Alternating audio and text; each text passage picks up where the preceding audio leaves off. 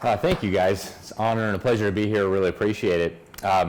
Before we start, I got a little joke. A homosexual, a Muslim, and a communist walk into a bar. And the bartender says, "Hello, Mr. Obama, what can I get you?" I thought it was funny. And I can't use it at churches, so I got to use it at political groups. All right, guys, so they asked me to talk about the central bank digital currencies. Now, I don't know if you guys have been following this. Donald Trump pushed pause on it, but the threat remains, and unfortunately, most Americans are totally clueless. Now, they first started publicly talking about this when they announced the Great Reset back in the summer of 2020. You might remember the height of COVID hysteria. This was actually when they announced the Great Reset. This is the guy who made it public to the world, Klaus Schwab. He's just recently been wheeled off stage left. But here he is talking about some important things. But we have another choice. We can build a new social contract, particularly integrating the next generation. We can change our behavior to be in harmony with nature again. And we can make sure that the technologies of the fourth industrial revolution are best utilized to provide us with better lives. In short, we need a great reset. All right, so we need a great reset for the post-corona era, new systems, and it's going to drop a really important clue here that we'll come back to. The COVID-19 crisis has shown us that our old systems are not fit anymore for the 21st century. Now is the historical moment, the time, not only to fight severe virus, but to shape the system for the need for the post-corona era. We need a great reset. Okay, all right, very good. Now, did you hear what he said? We're going to make sure the technologies of the fourth industrial revolution. We're going to come back to that, so just keep it in the back of your mind. Now, one of the amigos who showed up to announce the Great Reset to the world was Kristalina Georgieva. She is the head of the International Monetary Fund. Her real name was actually Stalina Georgieva, but comes from a communist family. They renamed her Kristalina after Stalin fell out of favor. History would look at this crisis as the great opportunity for reset. It's a great opportunity for reset, right? We're going to skip a lot because there's so much to go through, and I don't want to go more than 8 hours. I think is the limit you said, right? So we'll let Bill Clinton introduce our next guest here. And then, as a student at Georgetown, I heard that call clarified by a professor named Carroll Quigley. Carroll Quigley was actually a really important guy. He very much saw himself as part of the deep state. He was quite proud of it. He said he agreed with their goals. And the one thing he didn't agree with, he said, was that they wanted to be secret. And he thought that they ought to be known. So he wrote a book and he kind of exposed the whole game plan. It's called Tragedy and Hope. It's actually very interesting. He says the powers of financial capitalism had another far-reaching aim, nothing less than a world system of financial control in private hands, able to dominate the political system of each country and the economy of the world as a whole. Mind you, this is coming from somebody who agrees with this system. He said the system would be controlled in a feudalist fashion. You might remember right before they announced the Great Reset, they put out that famous video, "You will own nothing by 2030 and you'll be happy and you're going to have to rent everything." Do you remember feudalism from like 4th grade history class? You own nothing. Right? You depend on the generosity of your lord or your baron or whatever, and as long as you hand over 50% of your crops and 50% of your children and 50% of your livestock, then you can be happy. So this new system, he said, was going to be controlled in a feudalist fashion by the central banks of the world acting in concert through secret meetings and conferences. Maybe if I come back again, we'll get into some of these secret meetings and conferences. We don't have time for them today. But he says the apex of the system was the Bank for International Settlements, a private bank owned and controlled by the world's central banks, which were themselves private corporations. We're going to come back to this Bank for International Settlements. It's very important. But these technologies of the fourth industrial revolution that Klaus Schwab mentioned, everything from AI to quantum computing to nanobots, synthetic biology, some of it gets really weird. We're going to focus today in particular on some of the surveillance technology that they're developing. Bill Gates of hell calls it the digital public infrastructure. Digital public infrastructure. Yeah, so digital public infrastructure. And there are several components to this. One of the main ones is digital currency. There's also digital ID. and there's also the digital financial system that brings it all together. So we'll look a little bit at each of those. But just so you know, the Federal Reserve was one of the leading forces pushing central bank digital currencies under the last administration. In fact, the administration put out an executive order right after Biden took office saying they placed the highest urgency on developing and deploying a U.S. central bank digital currency. The IMF said we're working on a global central bank digital currency. And the Uniform Law Commission, a very obscure, any lawyers in the room might have heard of it, they came up with changes to what's called the Uniform Commercial Code so that they could bring this digital currency in through the back door in every one of our 50 states. The Uniform Commercial Code, they try to harmonize the business and commercial laws across the country. And so they redefined money. Now, twice, you remember during the crazy corona absurdity where you could go to the weed store, you could go to the alcohol shop, you could go abort your babies, you could go to Walmart, but you couldn't go to church. Apparently that wasn't essential. You couldn't go to work if you were a small business owner, right? They said, oh, we shut down your whole economy, but don't worry, we're going to give you free money. Well, twice the Democrats put in that so-called stimulus bill digital dollars. They were going to give you your stimulus money in digital dollars. Now, the Republicans took it out before it finally passed, but central bank digital currency is already here. In fact, less than 100 miles from where I live is a little country called the Bahamas. They already have CBDCs. They call it the sand dollar. Jamaica, not too much further, they're telling you, this is the Prime Minister talking about what's coming. In the coming weeks and days, I'll be making certain announcements regarding the acceleration of Jamaica's intention to become a fully digital society.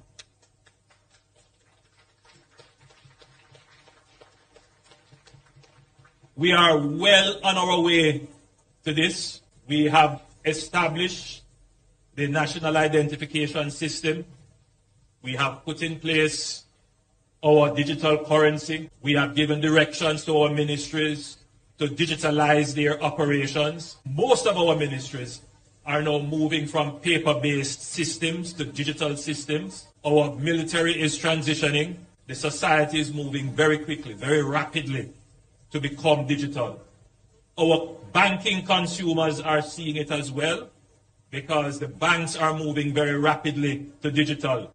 You have something now called artificial intelligence. Very soon this position of a human being exchanging cash and so on, that is going to disappear from the banking system very soon. And you are going to have to interface with machines. I don't want it to be a scary thought, but it is a thought that we all have to embrace. All right, you better get busy embracing, okay? Now, this is all over the world, right? It's like everybody all over the world suddenly woke up and said, we don't need cash anymore, let's just have digital currency, right? The Ukrainians are working on it, the Russians are doing it. I actually first exposed this 15 years ago when the Canadian Central Bank started creating the mint chip, the digital currency. This is their video, not mine. In the interest of time, I won't show it all to you. But Communist China is actually leading the way. The World Economic Forum, we just met Klaus Schwab, says 98% of the governments and central banks in the world are moving toward central bank digital currency. And guess who's leading the way? You remember where the apex of the neo-feudalistic global control system was going to be, according to our friend Carol Quigley? The Bank for International Settlements. That's who's coordinating the global transition toward central bank digital currencies. This is the guy who runs it. His name is Agustin Cartens. And remarkably honest about what this means. Listen. Our analysis on CBDC, in particular for the use of general use, we tend to establish the equivalence with cash, and there is a huge difference there. For example, in cash, we don't know, for example, who's using a $100 bill today. We don't know who is using a 1,000 peso bill today.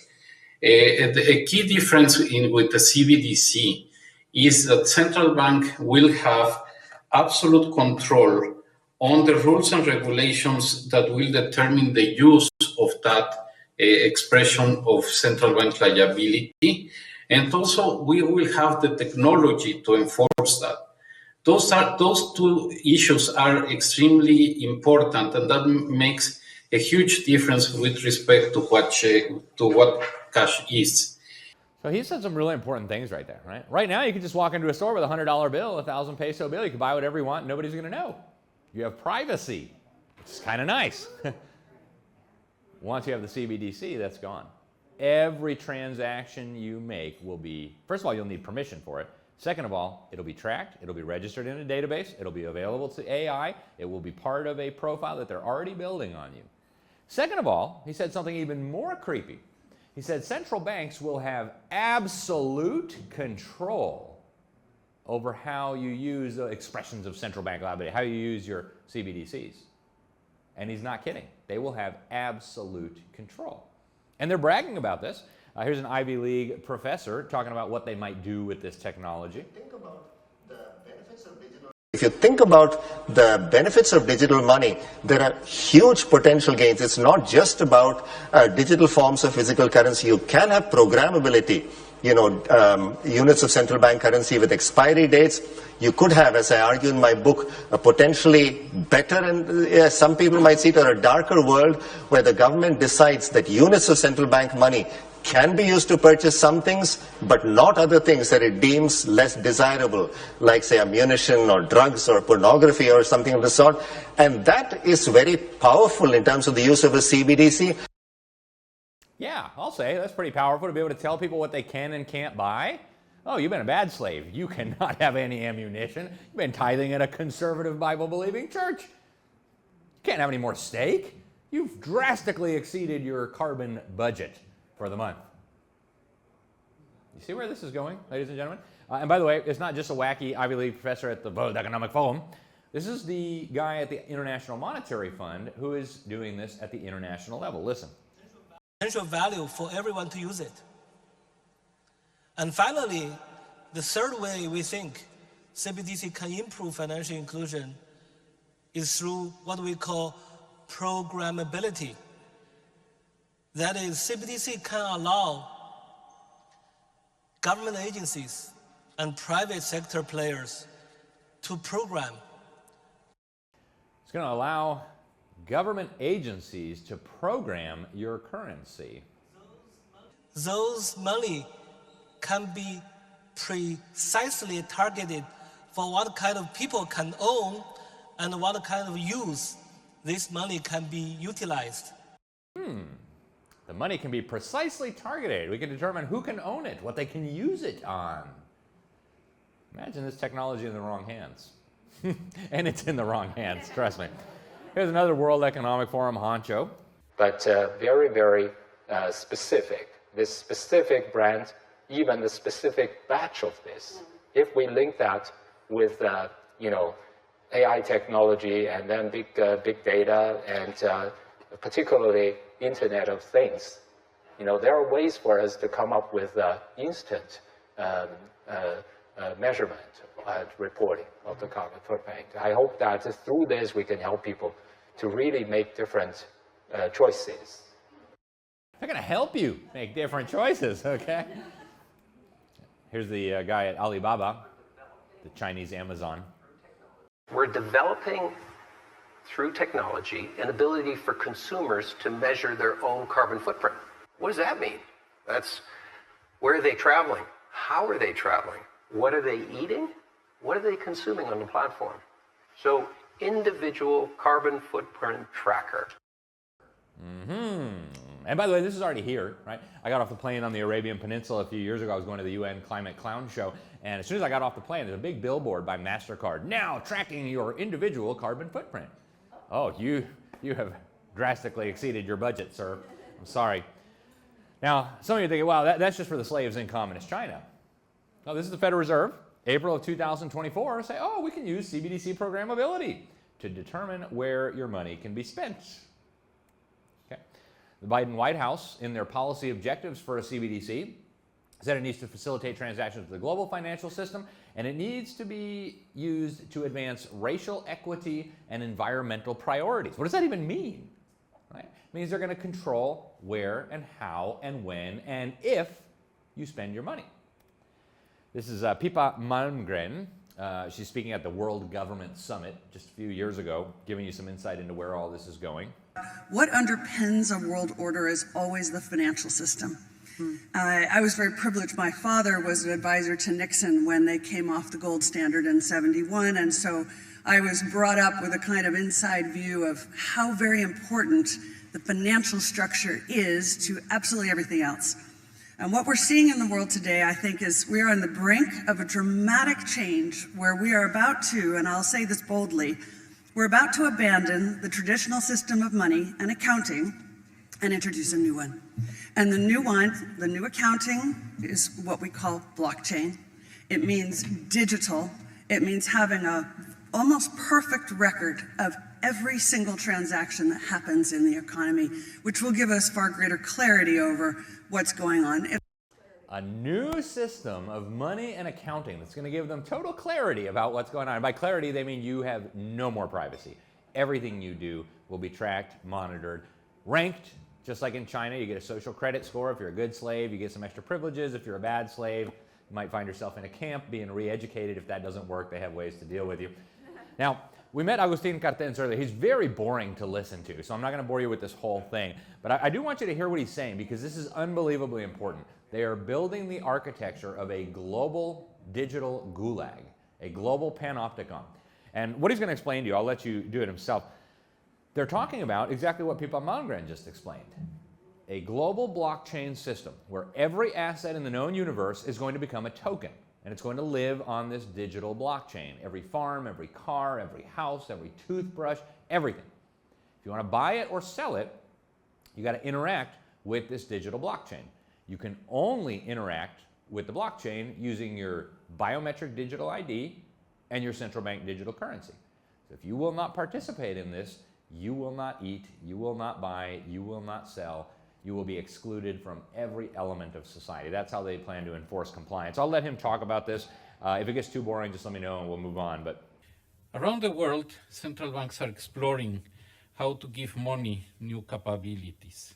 The BIS is supporting much of this work as it incubates projects and catalyzes new ideas in the world of central banking.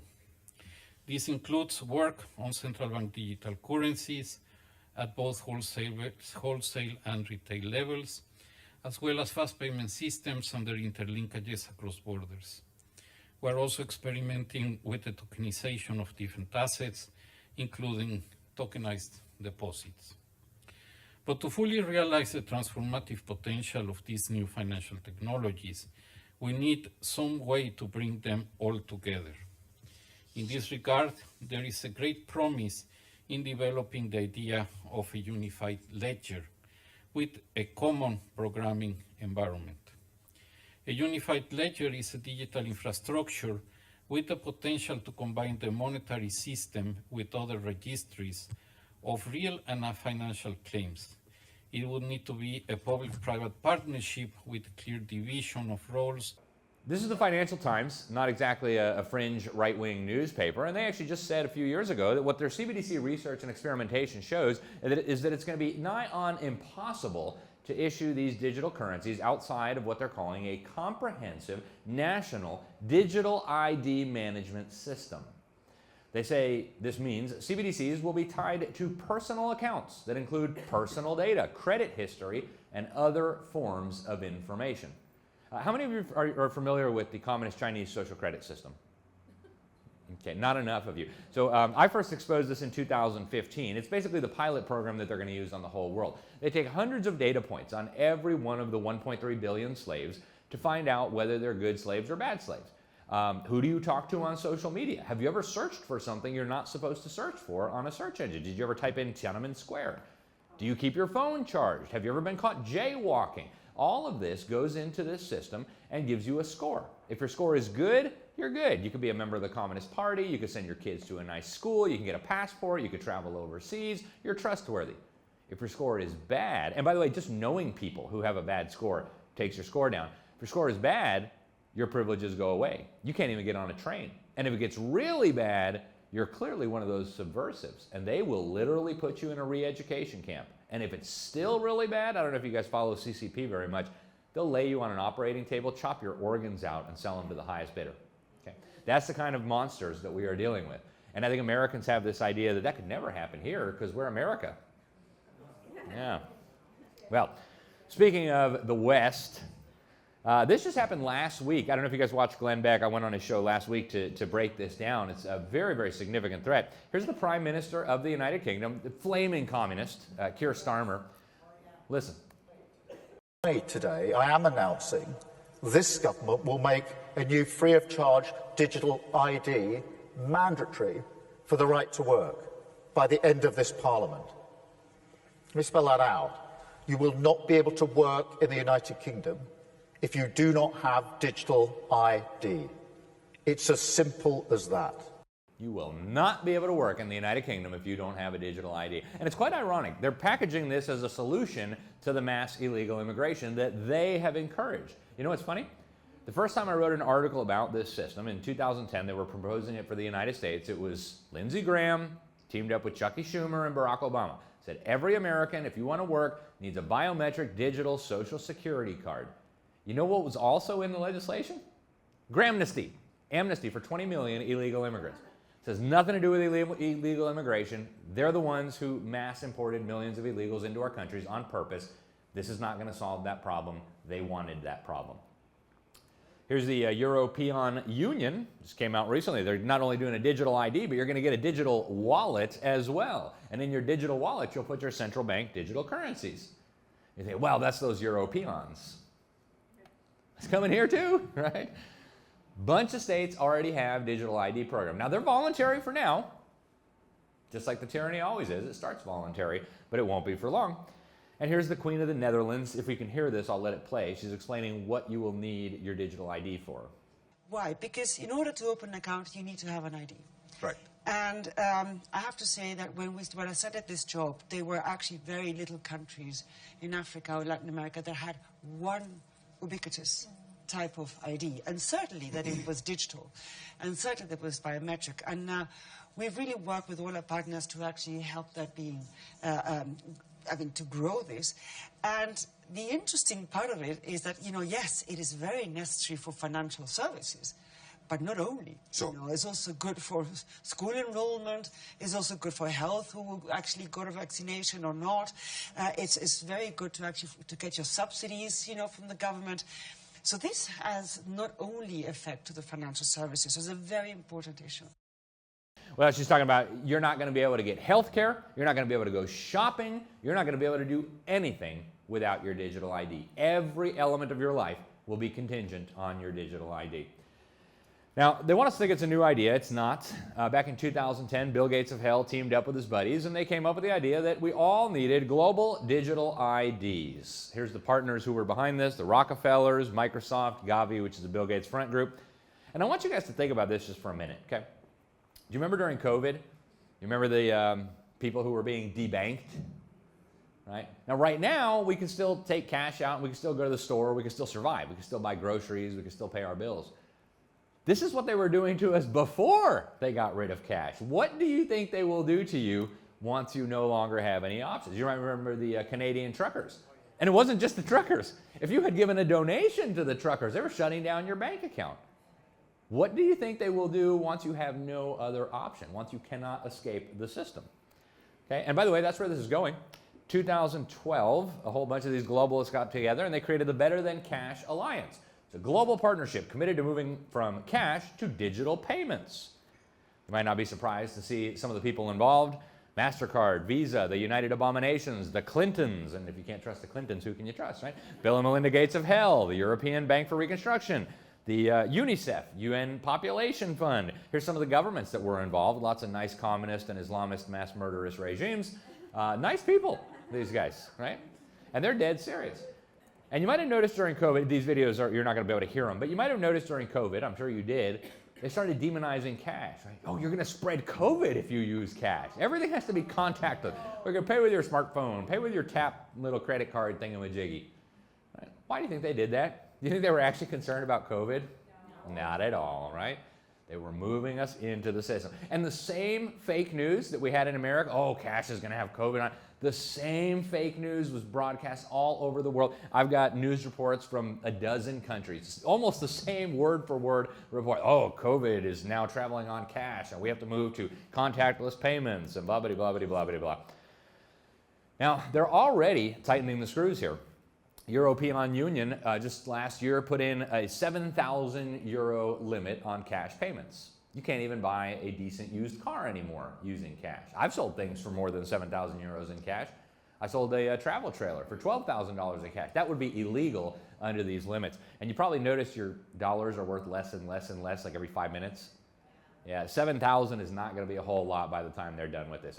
Me and my boy have hundreds of trillions of dollars from Zimbabwe, and you can buy literally nothing. Okay, so we're not going to get into this tonight because we don't have time, but not only are they moving toward digital currency, they're moving toward a one world currency, and they've been doing it for a long time.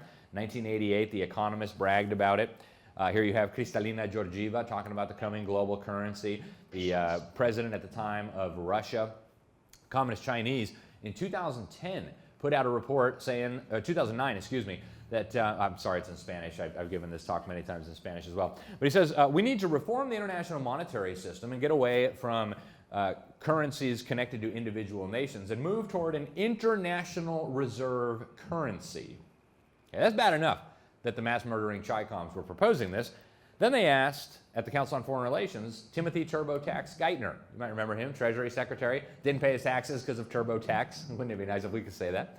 And they asked him, hey, the Communist Chinese are proposing a single global currency. What do you guys think about that? And he says, well, you know, I haven't read the whole proposal yet, but the governor of the Central Bank of China is a really great guy. I mean, he's just a great, great guy. And so, yeah, we support that. And the dollar crashed almost immediately. Oh, no, just kidding. We don't really support that. The dollar's still going to be the reserve currency. But they let the cat out of the bag. We met Kristalina earlier. She's also bragging about how during COVID, the International Monetary Fund printed up hundreds of billions of dollars of what is already the proto-global currency. It's called special drawing rights. Okay? Just as phony as the US dollar and the Chinese renminbi, the yuan. It's just fiat currency printed out of thin air. And the IMF actually brags about what they're doing. But same thing, right? They want to take what the Federal Reserve does, create money out of nothing, and buy things with it. They want to do that now at the international level to fund the global governing system that they're building. Now, in conjunction with the digital IDs and the digital currencies and the digital public infrastructure, the blockchain ledger that will keep it all, you are going to need a vaccine passport. And don't think that this died with the COVID fraud, right? They are absolutely still moving ahead with this. I've got them on video, bragging about what they're doing. And you know what's interesting? 2018, the US government was funding a study on vaccine passports, years before anybody ever heard of a COVID. 2019, the European Commission proposed that by 2022, all Europeans be forced to carry a uniform vaccine passport. This was way before anybody ever heard of a COVID. How did they know we would need vaccine passports? Okay. Crazier still, I spent a lot of time in Sweden, not on purpose, but because my wife is there, so we lived there for years. And you know, Sweden was kind of like Florida, the only two jurisdictions in the world that opted out of the COVID insanity. And I figure it's just because the Swedes don't have any freedom left to steal, so they just let them sit this one out. But incredibly, as the whole world was going crazy with vaccine passports, thousands of lemmings in human bodies in Sweden went and got microchips installed in their hands to carry their little vaccine passports. Here's the CEO of the company that did them. Implants are a very versatile technology that can be used for many different things. And right now, it's very convenient to have a COVID passport always accessible on your implant.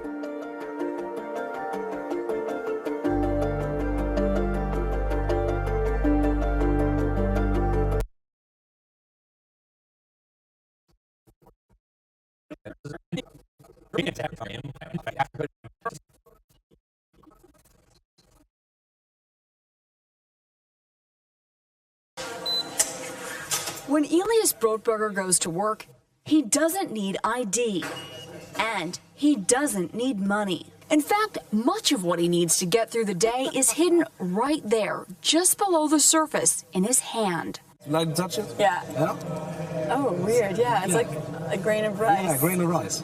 Embedded in his hand is a microchip that serves as his keys, his ID, and his wallet.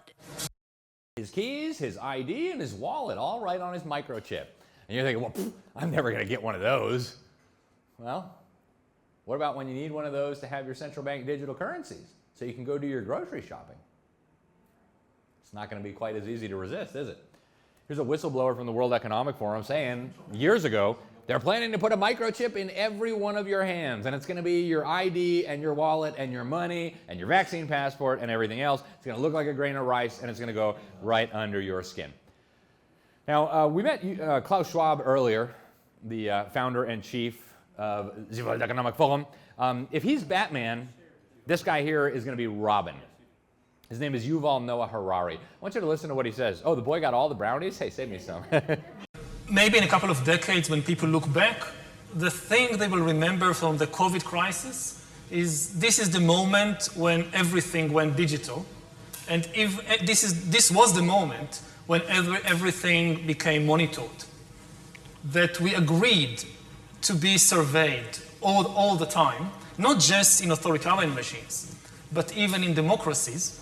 And maybe most importantly at all, this was the moment when surveillance started going under the skin. Surveillance going under the skin. And he said we all agree. Did you guys agree? No, I don't remember agreeing either. I must have slept through that. But remember at the very beginning, I showed you Klaus Schwab talking about his fourth industrial revolution.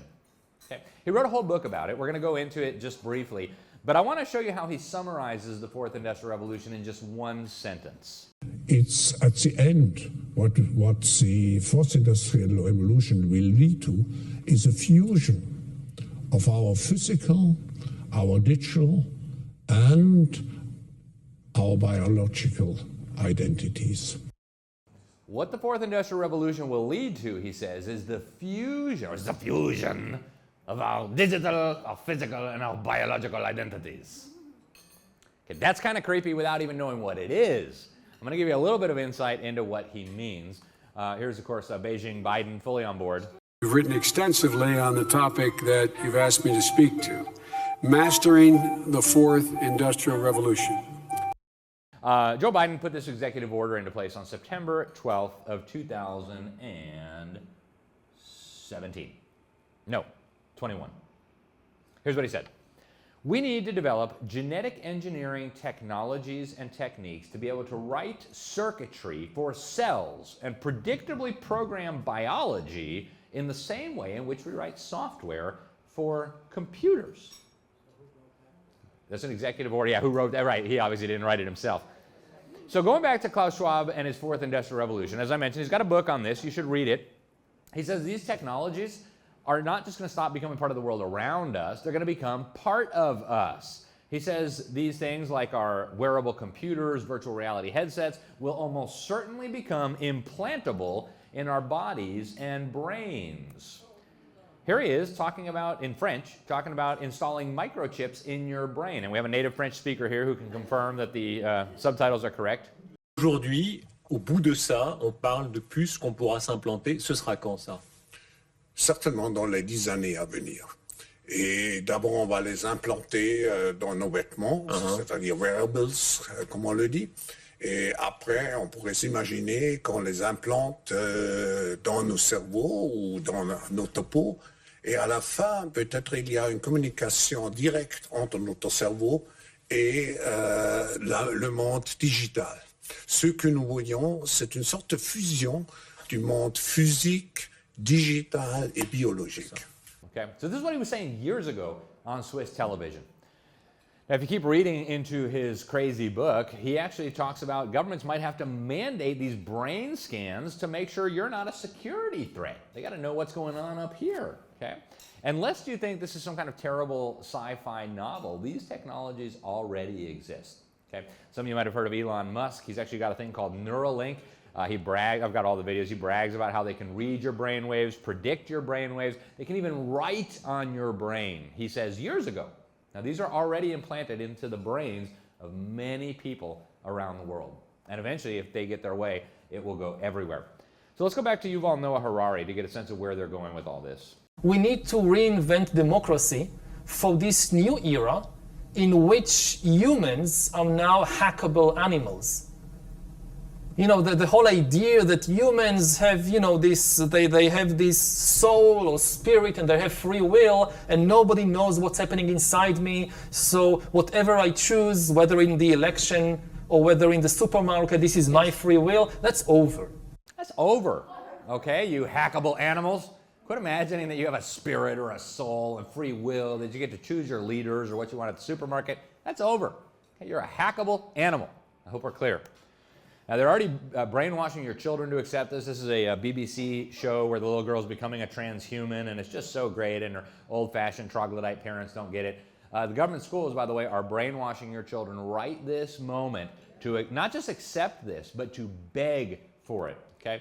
The UN has what they call a World Core Curriculum, and it's an interesting document. The guy who wrote it, Assistant Secretary General Robert Mueller, said it should be taught to every child in every class, in every school, in every country on earth. And he admitted something very interesting in the foreword to the teacher's manual. He said it's all based on the teachings of Alice Bailey and the Tibetan teacher Jawal Khul, which I know doesn't mean much to you guys. I'll give you a hint about the significance. Alice Bailey was actually the founder of the Lucifer Publishing Company. True story. It's still around today. It's called the Lucis Trust. Interesting that the World Core Curriculum that all our children need to learn from is based on the teachings of the Lucifer Publishing Company founder. Now, the Tibetan teacher is not a Tibetan or a teacher or even a human being. Alice Bailey claimed to be channeling a spirit. She described it as an ascended master, and that's where she was getting these secret revelations about how we were going to move into this new age. And so if the World Core Curriculum is based on the ravings of this lunatic and her demon friend, we ought to know what they said. Well, here's one of the things she said in her book, Education in the New Age. World citizenship should be the goal of the enlightened with a world federation and a world brain. She wrote this like 75 years ago, by the way, long before Google and personal computers and Neuralink and all the rest of it. And she says we're going to fuse Marxism and neo-scholasticism using the methods of John Dewey, the founding father of our government school system today.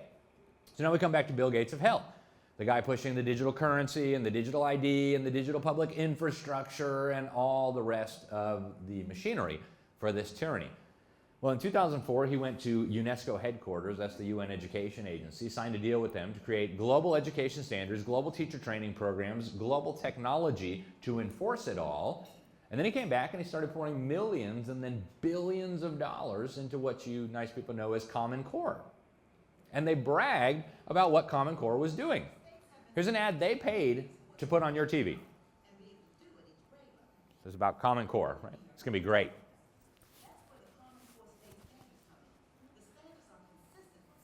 Consistent from school to school. And they match up against international standards too. So you see the slaves in Shanghai and Paris will be learning the same garbage as the ones in Chicago and Seattle and everywhere else. You see what they're doing here? They are preparing humanity for a global indoctrination system masquerading as an education system.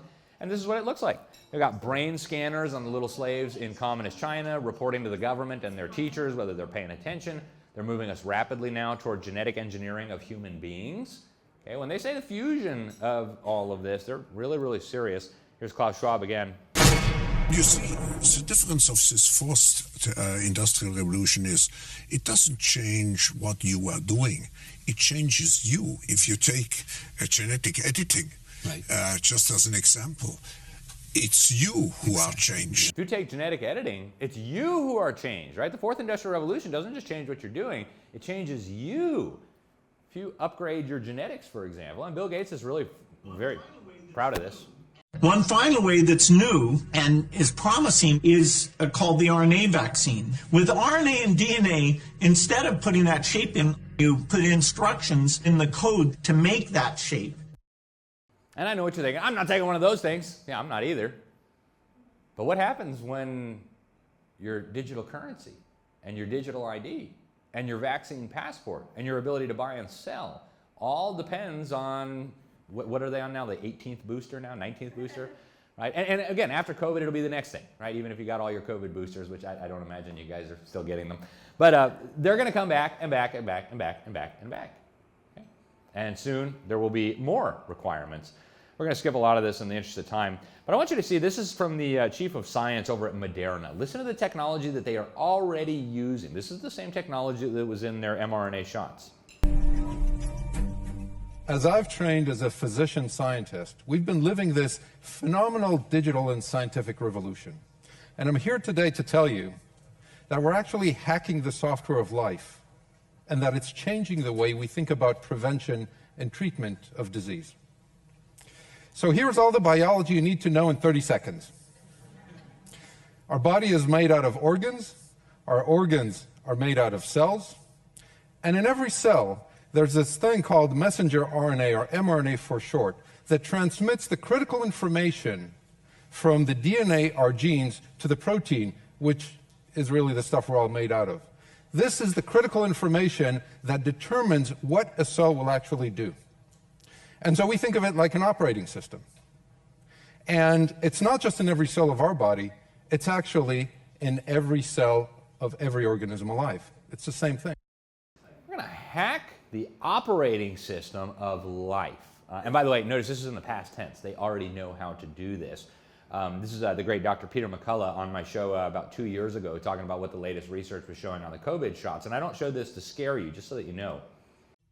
There's been a paper published from Malmö, Sweden, senior author is Yang D. Morenis, that showed that the genetic code for Pfizer gets installed into the human nucleus of the hepatoma cell line very rapidly, within a few hours. And experts believe the entire code is actually installed into the human genome. This paper has not been challenged by any other lab.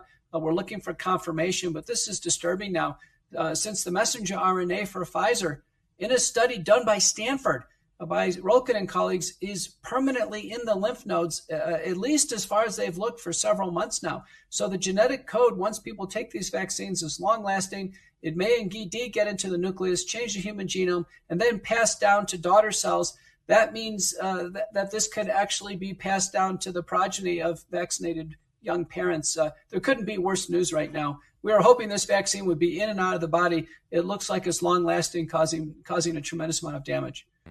Yeah, when I say they can already edit your genetic code, by the way, God wrote your genetic code.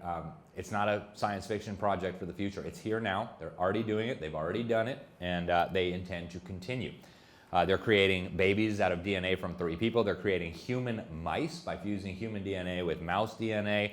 And they eventually have some really significant goals.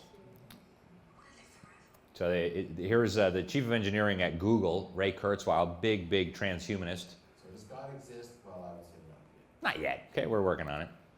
Now, Yuval Noah Harari published an interesting book just a couple years ago called Homo Deus. And what he argues is that mankind is now evolving beyond Homo sapiens. We are going to become Homo Deus, man-gods, God-men. Okay? We're already doing this. Here he is making fun of Jesus. I mean, all this story about Jesus rising from the dead and being the Son of God, this is fake news. Wait, it's fake news. Okay? Here's the real news. Now humans are developing even bigger powers than ever before. We are really acquiring divine powers of creation and destruction.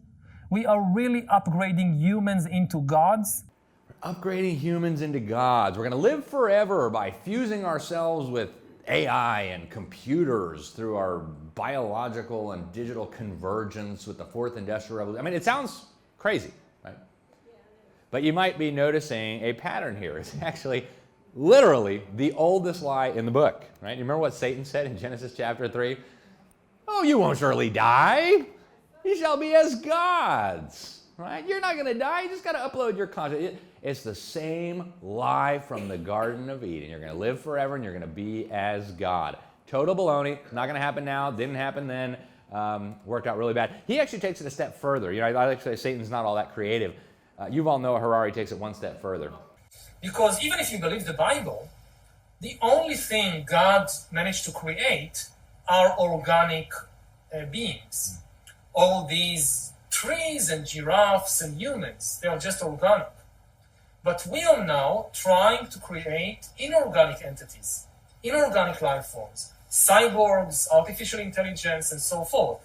If we succeed, and there is a very good chance we will, then very soon we will be beyond the God of the Bible. We'll be beyond the God of the Bible. Right? Talk about pride, right? So we're going to skip a lot of this just in the interest of time. But they do plan. I mentioned that they were using China as kind of like the pilot program. You might recognize this guy here. Puts more money into our political process than any other person in the world. Listen to him. So I think you need a new world order that China has to be part of the process of creating it, and they have to buy in. They have to own it the same way as, let's say, the United States owns the Washington Consensus, the current order. All right, so the most murderous dictatorship in the history of humanity should own the New World Order in the same way that the United States owned the last one, okay? David Rockefeller thinks that's a great idea, so does Klaus Schwab.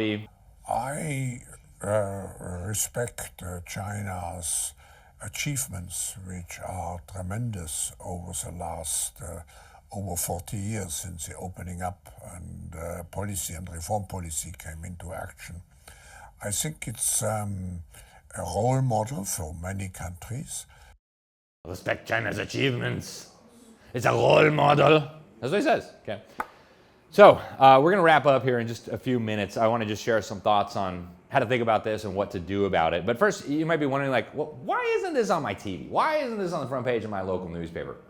What's going on here? Well, the main reason is because they're lying to you. They're not doing journalism.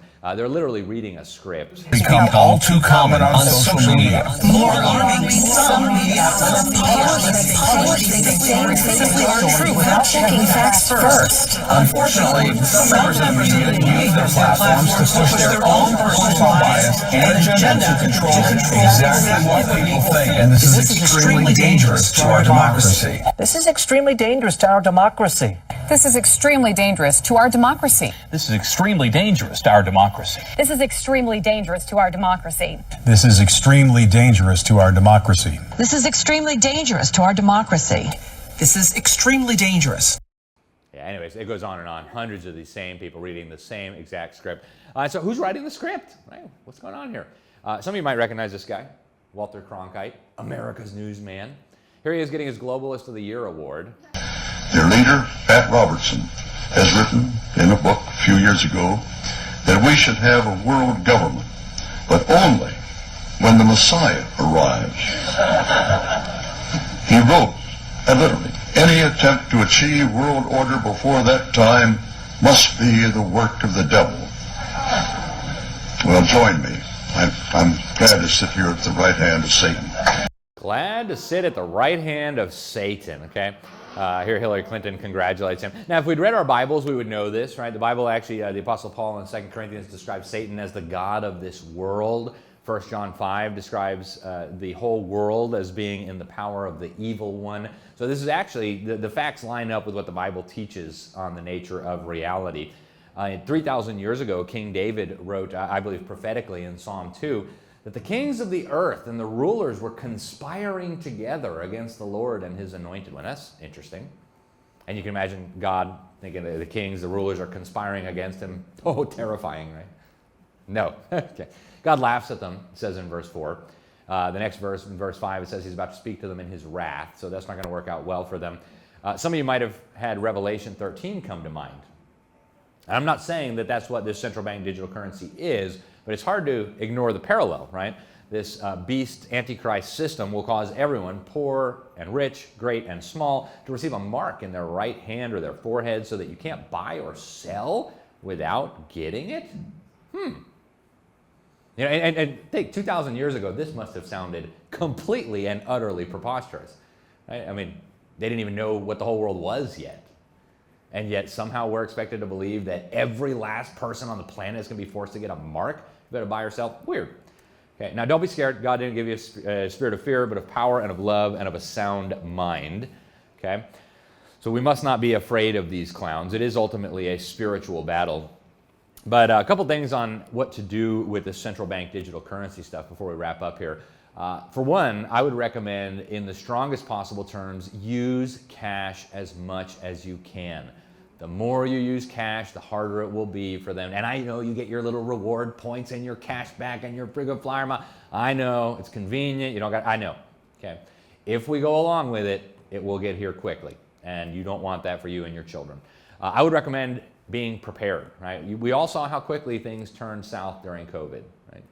Freedoms that we didn't even realize were freedoms suddenly were taken from us. We couldn't go to work. We couldn't go visit grandma while she's dying at the hospital, right? We have to fight for those freedoms? Yeah, you're gonna have to fight for those freedoms too. So get ready, because they're gonna do it again as soon as they can. And it may look different. It may be an economic collapse. It may be what the World Economic Forum calls a polycrisis, the polycrisis of doom. Lots of crises hitting you at the same time. It helps to have multiple income streams. Right? If you're working for like some big corporation or some government, and they say, if you won't get your 15 boosters, you're not going to be able to work here anymore. Well, if you got 3 or 4 or 5 or 6 or 7 other income streams, that's not that big of a threat. If you depend on that to feed your children, you're in trouble.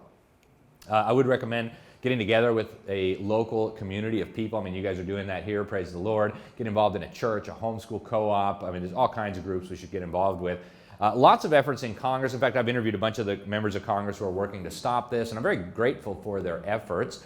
Unfortunately, they just are kind of creating a CBDC by the back door now by trying to nationalize and control the cryptocurrencies, the Stable Act, the Genius Act. So this agenda is still marching forward, even under our noses right now.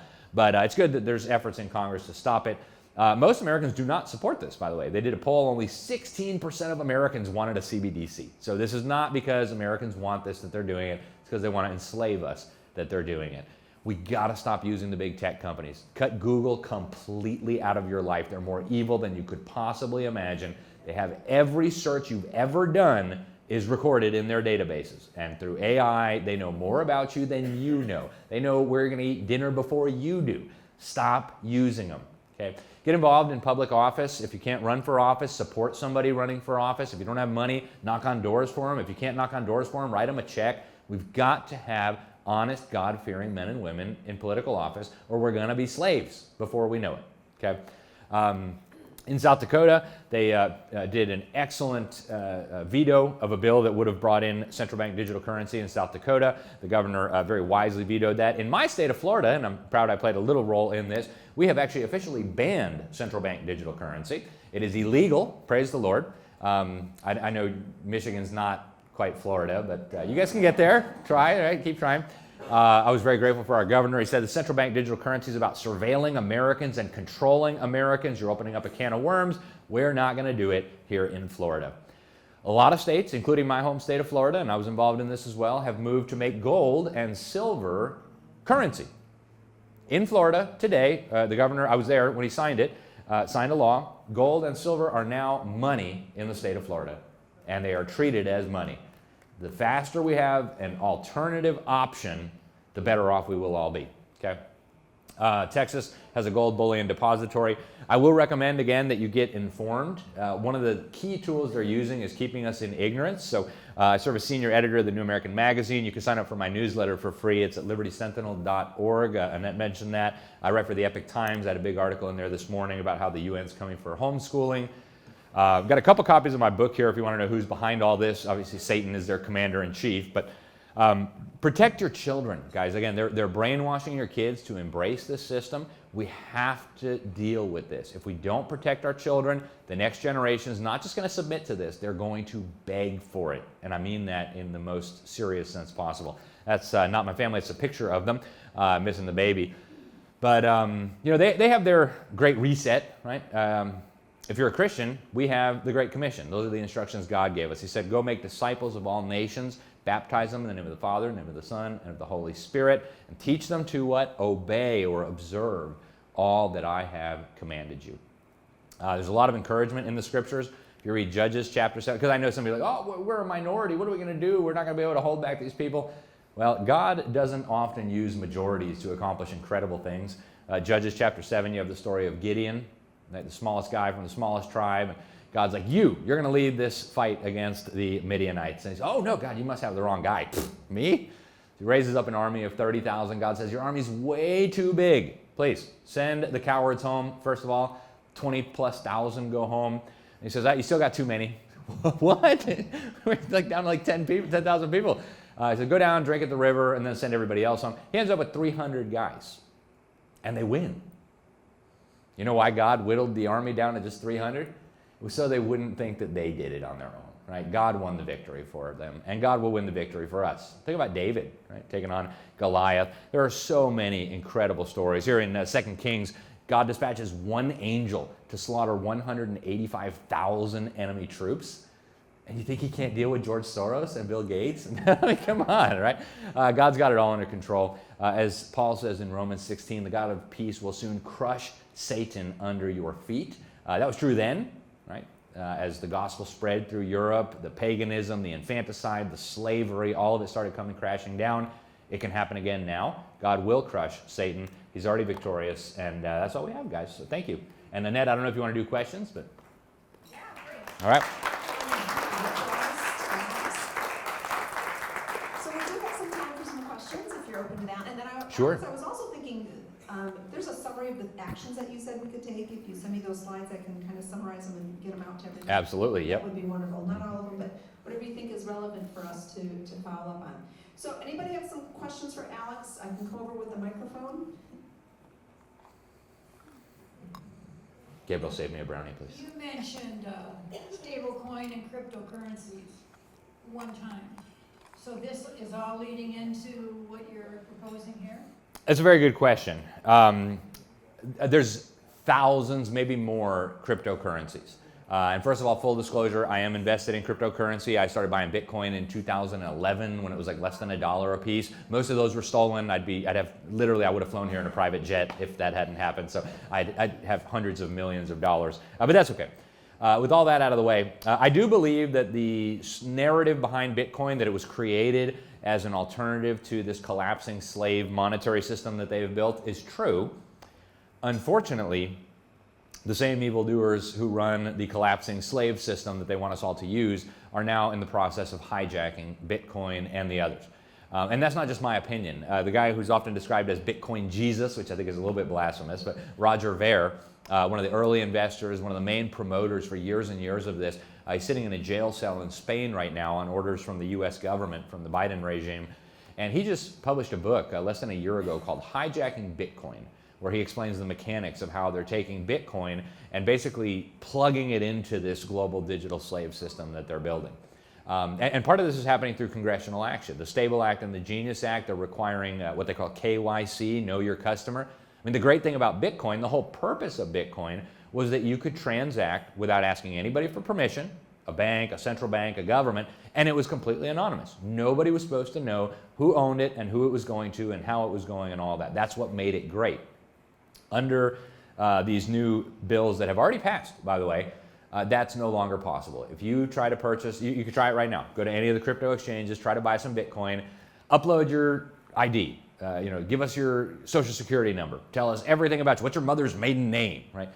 They've completely defeated the purpose of these cryptocurrencies. So I'm not saying buy or don't buy them. I'm saying that their usefulness as a tool to bypass the slave system that they're building is rapidly eroding. Hold on a second.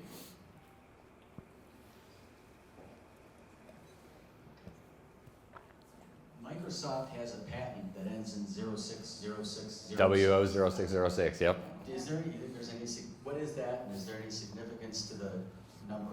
Yeah, so Microsoft actually filed for this patent back in 2020. And when I first heard of it, I said, that's ridiculous. Stop making stuff up. So I went over to WIPO, that's the World Intellectual Property Organization. I have a long and troubled relationship with them. And I looked in their files, and sure enough, there it was. Microsoft's patent on a cryptocurrency system that allocates cryptocurrency to the citizens based on how compliant they are, based on their body activity. So if you're doing what you're supposed to, you get your slave tokens. If you're not, you don't. I don't know whether there's significance to the numbers, although they're certainly very interesting. It'd be a very interesting coincidence. 060606, yeah, I think I remember reading something about that in the Bible. But no, this is part of the architecture that they are building. They are talking. I mean, you can see it how they do it with the Amazon employees right now. Right now it's not implanted under your skin; it's on your uniform. But you've got a little RFID tracker, and the system knows where you are every millisecond of the day. Oh, you spent too long in the bathroom. Oh, you were standing in the corner for too long. Your cigarette break was it. So that's the system we're moving toward, and Microsoft is obviously a major part of this. So. Hold on, we'll come over right here. What's the position of the current administration and Donald Trump around this? Do you have any thoughts on that, or?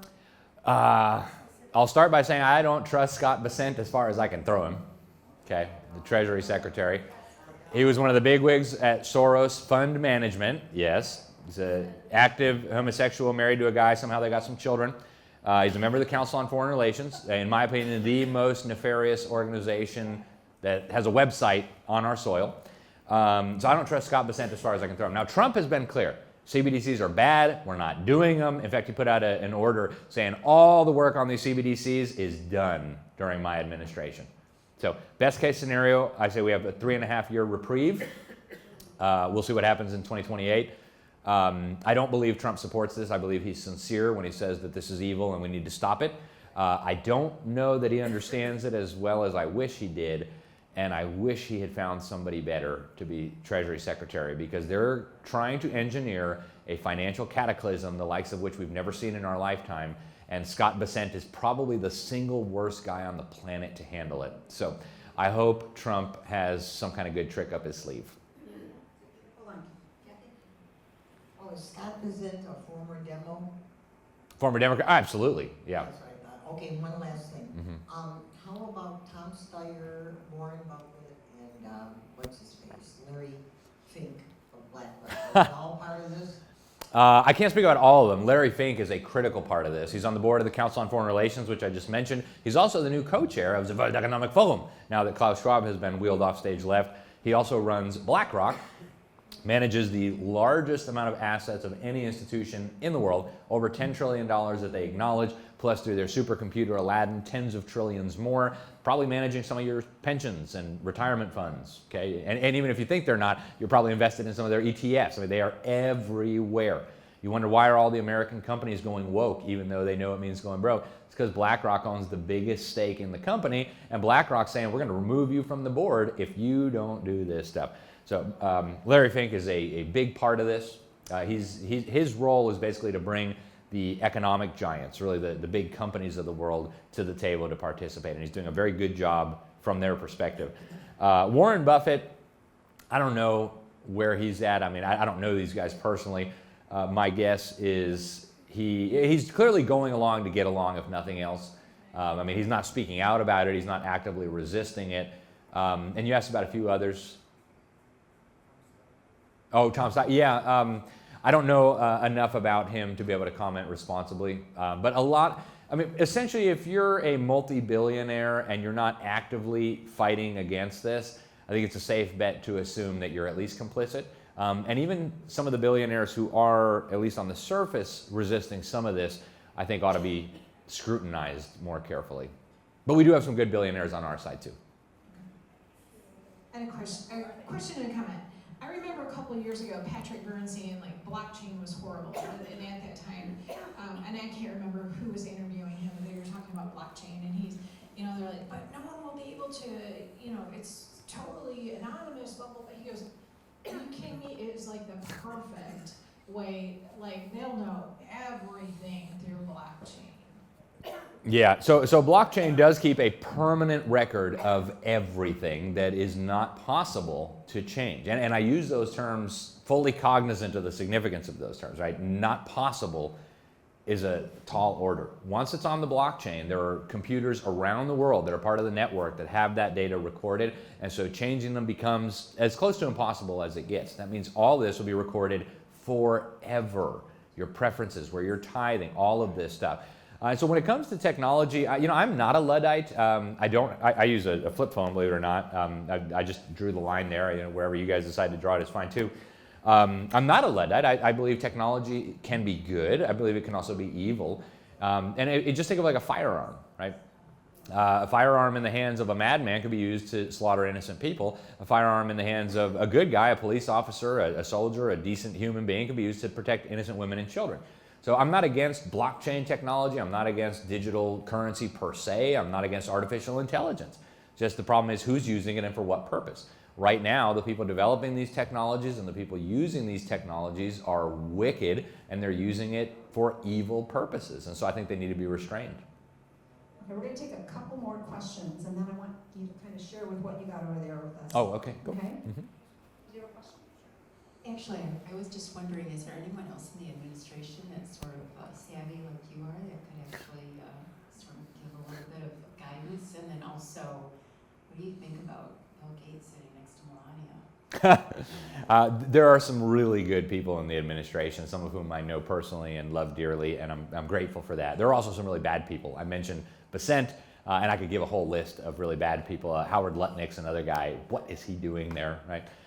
big-time Democrat donor. So, but there are good people there. I'm grateful for that. Trump relies a lot on General Michael Flynn, who's a friend. He's a great American who gets this, I think, better than most people. So yeah, there are some really good people in the Trump administration, and I'm grateful for that. You know, people keep saying, well, he's playing 5D chess. I hope so. I hope so. Okay, one more question here. We all know that Wikipedia is a leftist rewrite of history. Why haven't conservatives developed and implemented a conservative version of Wikipedia? My friend Larry Sanger, who is the co-founder of Wikipedia, is working on it right now. It's called the Knowledge Standards Foundation, KSF, and they're taking data from all the best encyclopedias in the world, curating it, making it available at the click of a button. So I'm hoping that will end Wikipedia's monopoly. But the problem is the evildoers who want to feed bad information into the AI so that the AI does what they want it to do depend on feeding bad information to the AI. So it's going to become increasingly difficult to have good information broadly accessible. So it's a challenge, but if anybody can do it, Larry Sanger can, and I'd recommend checking him out. By the way, he recently announced that he became a Christian. He's been on my show quite a few times. He's really a great guy who understands this technology better than just about anybody I can think of. And one of the last times I had him on my show to discuss Wikipedia, he said, oh, it's really interesting. A lot of the people changing the Wikipedia pages work in Langley, Virginia, where CIA headquarters is. So, and I noticed a funny little thing. The last time we had a government shutdown, I can't remember when it was, but some years ago, I noticed that all of a sudden you could change Wikipedia articles and they weren't getting instantly changed back. I think because the bureaucrats were at home instead of sitting at a government computer playing with Wikipedia, suddenly we got some truth in there. So. And I know you've been eyeing the brownies sitting here and you've been dying. Yeah. I can hold off on the brownies as long as needed. No. So tell us a little bit about what are the things you brought over here so people have an idea, because I think some of the things you might have, people might be very interested in. Well, thank you. You're very kind. And I didn't pay her for that, by the way. But a couple things. This is my newest book. It's called Indoctrinating Our Children to Death, Government Schools' War on Faith, Family, and Freedom. Secretary of War Pete Hegseth says you need to get a copy of this. So does Michael Flynn and a lot of others. It's essentially the history of how the government took over our education system and what they are doing and where it's all going. I gave you a little sneak preview with the UN comments. So all that's in there. Deep State, the Invisible Government Behind the Scenes is a book I published a few years ago, kind of looking at the different secret societies, conferences, organizations that are involved in pushing this and then putting it into kind of a biblical perspective. You know, what does the Bible teach on these things? This is a little bit older book. This one I published almost 10 years ago with Dr. Sam Bloomfield, and of course it was endorsed by Phyllis Schlafly and Congressman Ron Paul, a bunch of great Americans. It's about how they turned Americans into illiterates. So they did it deliberately. We can prove it. We argue in this book that these are actually criminal offenses and that these people should be prosecuted. And then I've got a few different DVDs and some resources in Spanish, and yeah, that's pretty much it. So. Oh, and a flyer here. We got some free flyers if you want. You can find out about my newsletter, Classical Conversations, which is where I have my children enrolled for home education. Great program. I serve as a senior fellow there, and so you can get it's just free resources for anybody who needs them. So. Oh my God. Alex, thank you. Well, thank you. All the way out here It's an honor. Thank you. to Michigan. I just wish it was